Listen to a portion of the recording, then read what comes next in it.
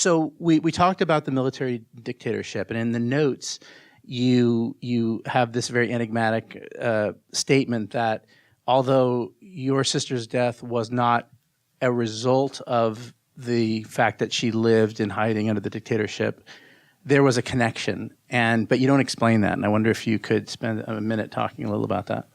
Yeah, we were talking about this last night, and there was a part of the film that pained me a lot to take out, which is basically the story of Elena's childhood and the moment where my parents were in hiding during the dictatorship, and my mother had a mentor, a political mentor called Pedro Pomar, who the reason why I'm called Petra is because of him, and he was brutally assassinated by the military.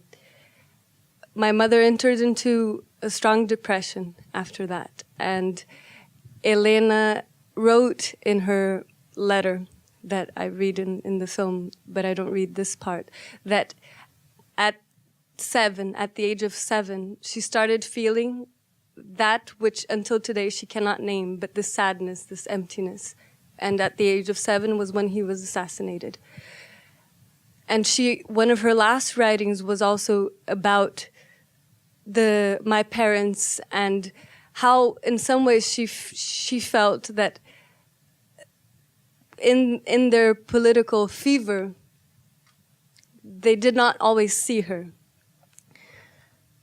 And there was a extremely moving interview I did with my mother, where my mother says that in the last days of Elena used to say that she had an emptiness that wouldn't go away. And she started asking herself, my mother, where did this emptiness come from? And she realized that it had come from, it had many reasons, but for my mother, one of the reasons was that she trained herself in Elena's childhood not to give too much love so that Elena wouldn't be dependent upon her love. To give love, but in a way where Elena wouldn't feel that she needed that love, which was, in her perception, the kindest thing she could do. If she was killed, Elena wouldn't miss her. And 20 years later, she realizes how wrong that was. So the question is, the part that we discussed about her mother withholding love during their time in hiding, why not express that more in the movie?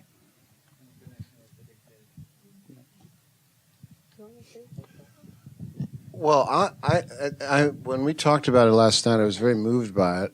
At the same time, though, I remember when I first watched the film, I remember maybe I knew a little bit more about the dictatorship, but I kind of felt that was like the subtext underneath it the whole time. But I also have I have a sensitivity to this because my parents were progressives, and I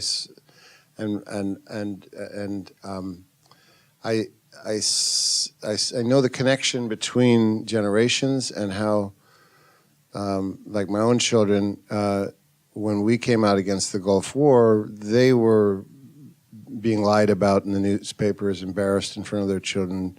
The right really was awful, certainly not as awful as South American dictatorships, but they had to suffer some of the decisions of their parents. And so I had a sensitivity to that. I always felt that it was there in the film. I always felt that this is the story of what happens to the children of people that are committed and dedicated to changing things and willing to risk their lives in order for change to happen.